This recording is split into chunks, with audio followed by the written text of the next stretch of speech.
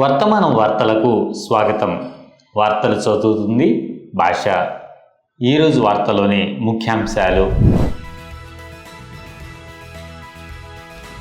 కోల్కతా ఘటనకు నిరసనగా నేడు దేశవ్యాప్త సమ్మె పాటించిన వైద్యులు.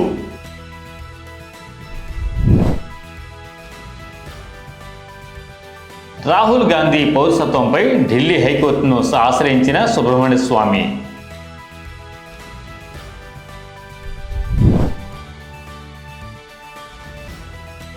ముస్లిమేతర పిల్లలను మదర్సాలో చేర్చుకోవద్దన్న మధ్యప్రదేశ్ ప్రభుత్వం.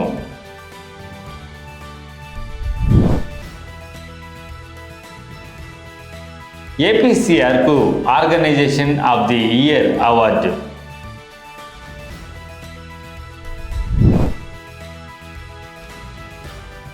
ముదా లేఅవుట్ల కేసులో సిద్ధరామయ్యపై విచారణకు గవర్నర్ అనుమతి.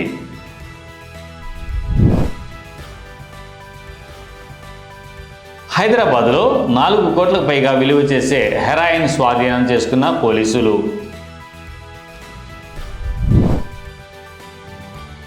ఎంపాక్స్ వైరస్ పట్ల ఆఫ్రికాలో నిర్లక్ష్యం ప్రపంచ మహమ్మారిగా మారే అవకాశం.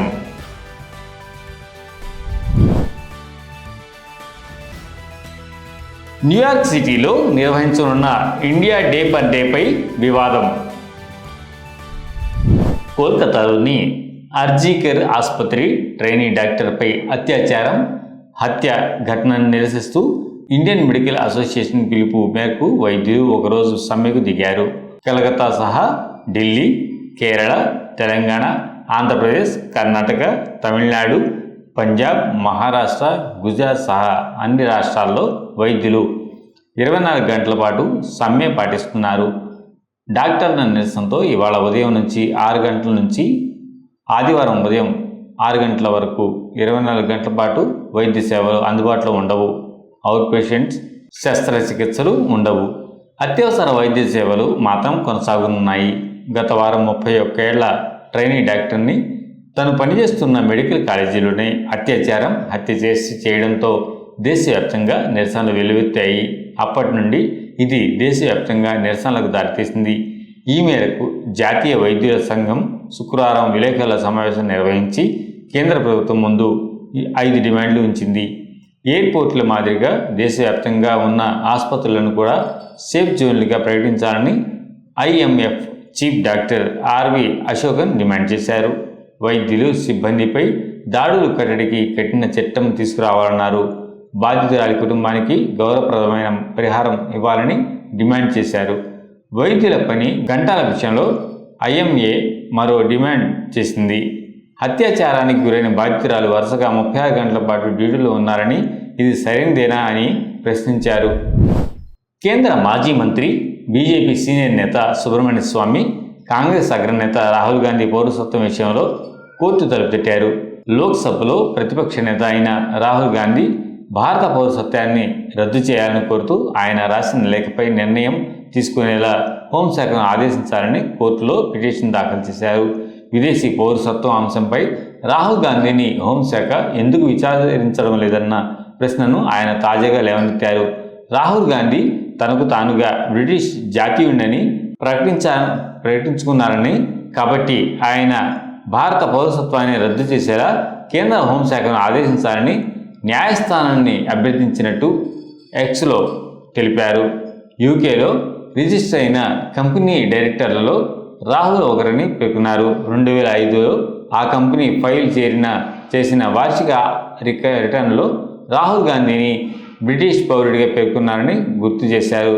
రాహుల్ గాంధీ పౌరసత్వం అంశాన్ని 2019లోనే సుబ్రహ్మణ్య స్వామి తెరపైకి తీసుకొచ్చారు. అయితే రాహుల్ గాంధీ పౌరసత్వం గురించి వివరాలు అందించాలని కేంద్రాన్ని కోరగా అటు నుంచి సమాధానం రాలేదు. ఆ తర్వాత పలుమార్లు కూడా సుబ్రహ్మణ్య స్వామి ఇదే అభ్యర్థన చేసినప్పటికీ నరేంద్ర మోదీ సర్కార్ స్పందించలేదు. దీంతో చివరికి ఢిల్లీ హైకోర్టులో రాహుల్ సిటిజన్షిప్ హోదాపై సుబ్రహ్మణ్య స్వామి పిటిషన్ వేశారు. రాష్ట్ర ప్రభుత్వం నుండి నిధులు పొందే మదర్సాలలో పిల్లలను మత విద్యలో పాల్గొనమని బలవంతం చేయవద్దని మధ్యప్రదేశ్ ప్రభుత్వం తెలిపింది. మదర్సాలలో చేరిన పిల్లలు వారి తల్లిదండ్రుల సమ్మతితో మాత్రమే మతపరమైన అధ్యయనాలు కార్యకలాపాల్లో పాల్గొనవచ్చని మధ్యప్రదేశ్ ప్రభుత్వ విద్యాశాఖ జారీ చేసిన నోటిఫికేషన్లో పేర్కొంది. మదర్సా బోర్డు ఆధ్వర్యంలో నడుస్తున్న పాఠశాలల్లో చేరిన ముస్లిమేతర పిల్లలపై కూడా సర్వే చేయాలని రాష్ట్ర ప్రభుత్వం నిర్ణయించింది. National commissioner for protection of child rights సిఫార్సుల మేరకు ఈ పరిణామం చోటు చేసుకుంది. ముఖ్యంగా రాష్ట్ర ప్రభుత్వం నుండి మదర్సాలు గ్రాంట్లు పొందడం కోసం ముస్లిమేతర పిల్లలను మదర్సాలో చేర్చుకుంటున్నారని ఎన్సిపిసిఆర్ ఇంతకుముందు పేర్కొంది. ఈ మేరకు ఎన్సిపిసిఆర్ చైర్మన్ ప్రియాంక కనోంగో మాట్లాడుతూ మధ్యప్రదేశ్లోని మదర్సా బోర్డు ఆధ్వర్యంలో నడుస్తున్న పాఠశాలల్లో చేరిన ముస్లిమేతర పిల్లలను బలవంతంగా మతపరమైన అధ్యయనాలు కార్యకలాపాల్లో పాల్గొనేలా చేస్తున్నారని పునరుద్ఘాటించారు. ముస్లిమేతర కమ్యూనిటీకి చెందిన పిల్లలు మదర్సాలలో చేరినట్లు తేలితే వారి గ్రాంట్లు మాత్రమే కాదు రిజిస్ట్రేషన్ కూడా రద్దు చేస్తామని ఆయన అన్నారు. Association for protection of civil రైట్స్కు అరుదైన గౌరవం దక్కింది. ఏపీసీఆర్ని అసోసియేషన్ ఆఫ్ ముస్లిం ప్రొఫెషనల్స్ ప్రతిష్టాత్మకమైన ఆర్గనైజేషన్ ఆఫ్ ది ఇయర్ అవార్డుతో సత్కరించింది. తద్వారా న్యాయాన్ని రక్షించేందుకు ఏపీసీఆర్కు సంస్థ చేస్తున్న అవిశ్రాంత పోరాటాలకు గుర్తింపు దక్కినట్లయింది. ప్రత్యేకించి పౌర హక్కులను కాపాడటం, దేశవ్యాప్తంగా మైనార్టీ హక్కులను పరిరక్షించడంలో ఆ సంస్థ అంకిత భావానికి ఈ అవార్డు ఒక నిదర్శనంగా చెప్పవచ్చు. Association for protection of civil rights APCR అనేక న్యాయ పోరాటాలతో కీలక పాత్ర పోషించింది. అట్టడుగు వర్గాలకు న్యాయం అందరికీ అందుబాటులో ఉండేలా చూస్తుంది. చట్టవిరుద్ధమైన నిర్బంధాన్ని సవాల్ చేస్తుంది. అంతేకాదు వివక్షను ఎదుర్కొంటున్న వారికి అండగా నిలుస్తుంది. మానవ హక్కుల కోసం జరుగుతున్న పోరాటంలో ముఖ్యమైన పాత్ర పోషిస్తుంది. Association for protection of civil rights 2006లో స్థాపితమైంది. ఇది లాభాపేక్ష లేని ఎన్జిఓ చట్టానికి న్యాయానికి మధ్య ఉన్న అంతరాన్ని తగ్గించడం ద్వారా సమానత్వాన్ని సాధించడానికి కృషి చేస్తుంది. ప్రజాస్వామ్య చర్చలను ప్రోత్సహించడానికి వీలుగా సెమినార్లు, వర్క్షాప్లు, ఉమ్మడి ఈవెంట్లను నిర్వహిస్తుంది. తద్వారా ఉచిత న్యాయ సహాయం, ఆర్థిక సహాయం, న్యాయ విద్యను అందిస్తుంది. సమాజంలోని అణగారిన వర్గానికి చెందిన న్యాయ సేవలను అందిస్తోంది. మైసూర్ అర్బన్ డెవలప్మెంట్ అథారిటీ స్థల కేటాయింపు వివాదానికి సంబంధించిన ఆరోపణలపై ముఖ్యమంత్రి సిద్ధరామయ్య ప్రాసిక్యూషన్కు కర్ణాటక గవర్నర్ దావర్ చంద్ గెహ్లోట్ అనుమతి ఇచ్చారు. ముదా లేఅవుట్లో సీఎం సిద్ధరామయ్య భార్య పార్వతికి ఖరీదైన ప్లాట్లను ఇచ్చినట్లు ఆరోపణలు ఉన్నాయి.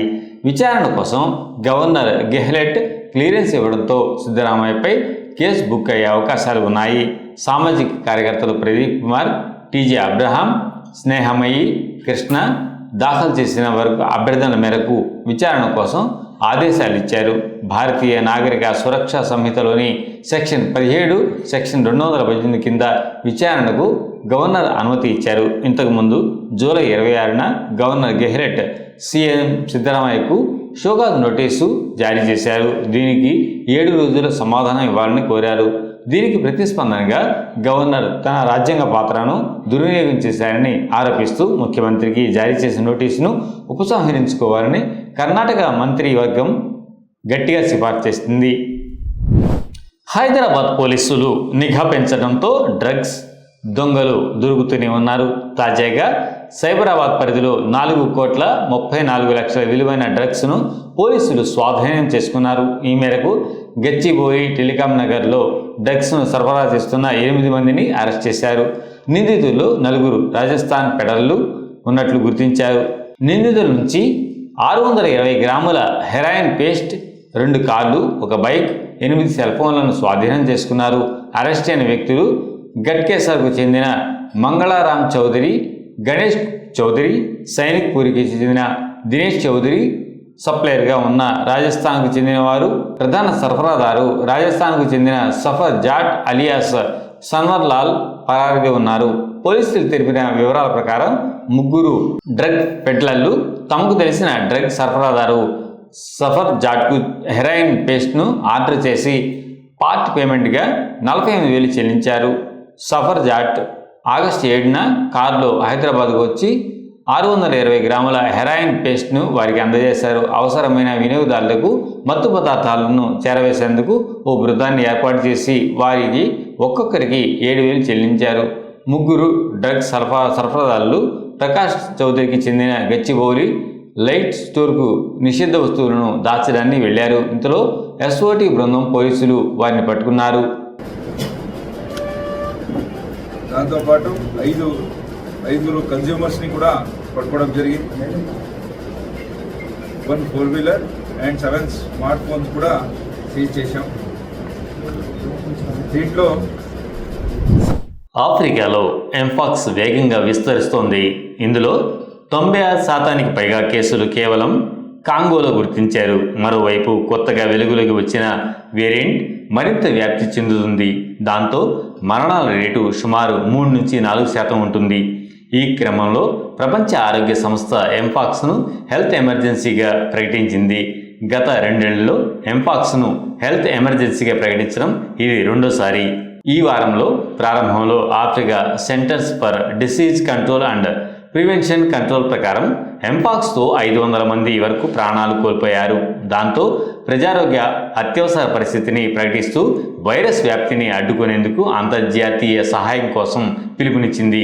ప్రపంచ ఆరోగ్య సంస్థ డైరెక్టర్ జనరల్ డాక్టర్ టెడ్రోస్ ఈ వైరస్ను ఉధృతిపై ఆందోళన వ్యక్తం చేశారు. ఎంపాక్స్ ఆఫ్రికాతో పాటు ఇతర ప్రాంతాల్లోనే విస్తరించే ప్రమాదం ఉందన్నారు. వివిధ దేశాల్లో అనేక రకాలుగా ఎంపాక్స్ వ్యాప్తి చెందుతుందని ఆయన అన్నారు. అయితే ఈ ఏడాది 13 దేశాల్లో ఎంపాక్స్ వైరస్ సోకినట్టు ఆఫ్రికా CDC వెల్లడించింది. మొత్తం కేసుల మరణాల్లో 96% పైగా కాంగోలోనే ఉన్నాయి.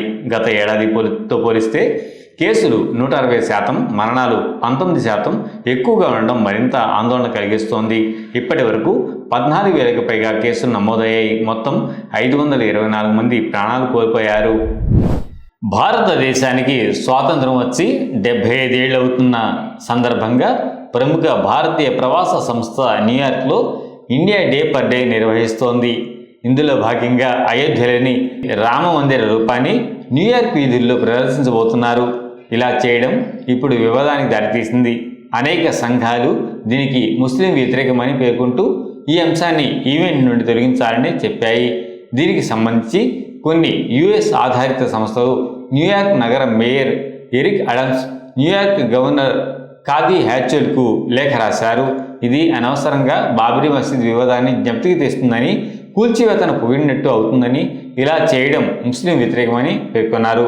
ఈ లేఖపై council on American Islamic relations, Indian American Muslim council, Hindus for human rights సంస్థలు ఉన్నాయి. ఇది కేవలం సాంస్కృతిక ప్రదర్శన కాదు, ముస్లిం వ్యతిరేక పరేడ్ అని అన్నారు. తమ లేఖలో పేర్కొన్నారు. కాగా ఈ కార్నివాల్ను విశ్వ హిందూ పరిషత్ అమెరికా విభాగం నిర్వహిస్తుంది. అమెరికాలో ద్వేషానికి స్థలం లేదు అని న్యూయార్క్ నగర మేయర్ ఎరిక్ అడమ్స్ ఈ వారం ప్రారంభంలో విలేకరుల సమావేశంలో అన్నారు. పెరేడ్లో ద్వేషాన్ని ప్రోత్సహించే పనులు వారు చేయకూడదని ఆయన అన్నారు. Very troubling thing for it to happen in New York City. Like I said, appalling. We are putting pressure on our elected officials. We are putting pressure to ensure that this float will get canceled. And we thank all of our partners here for pushing for support. And I would like to call up Eklan Singh from Dalit Solidarity Forum. హైదరాబాదులో tank bund వద్ద గల అంబేద్కర్ విగ్రహం వద్ద girls Islamic organisation ఆధ్వర్యంలో శాంతి ఉద్యమం చేపట్టారు. కోల్కతాలో జరిగిన ట్రైనీ మెడికల్ అత్యాచారం హత్య కేసులో దోషులను తీవ్రంగా శిక్షించాలని కోరుతూ ఈ ఉద్యమం చేపట్టడం జరిగింది.